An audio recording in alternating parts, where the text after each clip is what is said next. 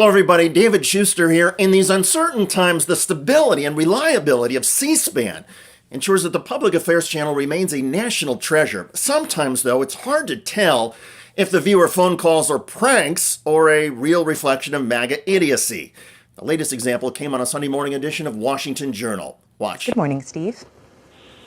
Yes, ma'am. Well, I sure hope I'm a Christian conservative and a Republican. I sure hope you give me the time that you've been giving these Democrats that's been bashing everything. You know, there was an election here back on November the 5th. There was an election, and the American people clearly voted they want to find out where this corruption and all their money, taxpayer money's at. At this point, given Steve's accent and intoxication-like cadence, I would have been suspicious. But host Kimberly Adams stayed calm and let caller Steve continue with his wild allegations about government spending. Billions of dollars to stupid things like overseas, about this sex change operations overseas and illegal money, and she's been funding this money overseas. And I know you want to cut me off because I'm a Christian conservative, and you're going to have somebody else cut me off. Nobody cut off Steve because despite his absurd and disproven claims about USAID paying for sex change operations, C-SPAN welcomes all points of view, even when it reflects the debilitating mental health condition known as MAGA brain. Instead of ending the call with Steve, C-SPAN host Kimberly Adams even tried to ask him a question. Exactly the Can way I it ask was. you, of the moves that Elon Musk has made so far, which of the cuts in particular are you most in support of? All this silly money, the USAID did that's going overseas for sex change operations that's been diverted to the Hamas murdering killers.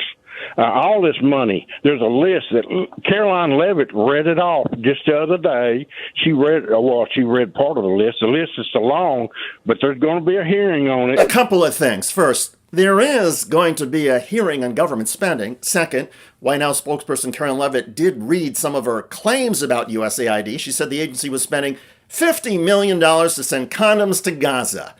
That's been proven false based on USAID records and based on common sense about Gaza. Third, Levitt never said USAID is paying for sex change operations for Hamas. And records show USAID has never paid for sex change operations, nor would Hamas ever take such money. And that's because Hamas is a radical Islamic terror organization that murders members of their own families who are LGBTQ. In Gaza, there is no such thing as gay rights or even gender equality. Women who dare speak out against their Hamas husbands in Gaza are killed. So the idea that Hamas would ever welcome money for sex change operations is absolutely insane. That conspiracy theory, though, underscores how little some Americans know about the Middle East, radical Islam, and conflicts like the Israeli-Hamas war. Still, kudos to C-SPAN for letting callers like Steve show us how uneducated and misinformed some Americans really are. Sadly, Steve was not a prank call. Now, let's get back to the issue of USAID spending.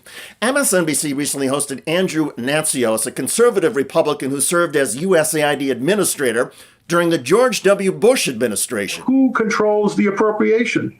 The Congress does, and OMB does, which is controlled by the White House. AID doesn't run out and do whatever they want. Every single dollar in the aid budget is already earmarked. We don't have a lot of choice. And I might add, there's a federal index of how well managed agencies are. It's a nonpartisan group, independent, on purely a technical basis. AID is ranked as the third best managed federal agency in the United States government. The notion that the agency are criminals and all that, that's a lot of garbage.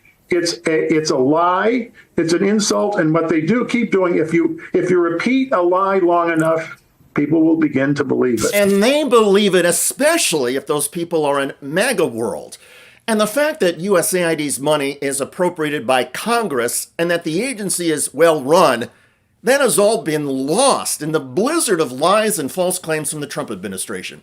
Recently, News Nation did something of a fact check about U.S. foreign aid and some specific Trump administration assertions. While it is true USAID money went towards a grant in Serbia to advance, quote, diversity, equity, and inclusion, the other funding outlined by the White House press secretary Caroline Leavitt, including DEI initiatives in Ireland, Colombia, and Peru, totaling about $150,000, was actually awarded by the State Department, not USAID. On the flip side, USAID has given out millions to fight AIDS in Africa, conserve the Amazon rainforest in South America, and gave $45 million to fund the UN World Food Program, among its other global donations. Back home, farmers and other American workers are also feeling the impact. American farmers supply over 40% of global food aid, but with the White House shuttering USAID, shipments of rice, wheat, soybeans totaling $34 million have been paused, according to the Washington Post. So, U.S. farmers are being hurt by the Trump administration's agency freeze. The Trump White House is blaming USAID for spending decisions made by the State Department, and 60% of USAID's money is spent on aid to help people in dire physical and medical condition. Let me be clear. Every U.S. government agency, including USAID, should be audited and closely examined to make sure money is not being wasted and that U.S. taxpayers are not being ripped off. Furthermore, if a new administration wants to change the spending priorities in any government agency, there is a lawful way and process to do that. But what the Trump administration has done with USAID by trying to shut it down and suddenly blocking funds without any input or vote in Congress, that is unlawful. That's why the federal courts are now blocking the Trump administration effort.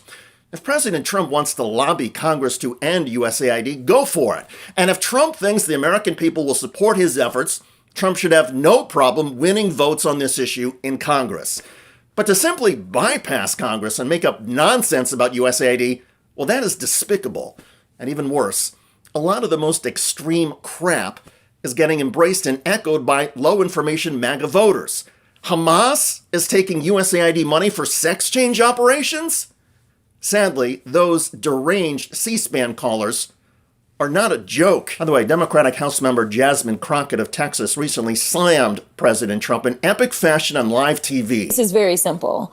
We right now have a white supremacist that is sitting in the White House. He is backed up by other white supremacists. And if you really want to know who the criminals are in this country, you can Google it. You don't have to trust me. But the people that commit 80% of the most violent crimes in this country are white supremacists. Yet for whatever reason, they sit and they serve at the pleasure of the president. They are the ones that were there on January 6th, tearing our democracy down physically. And now we have them tearing us down right here from within. Check out that video at the link below.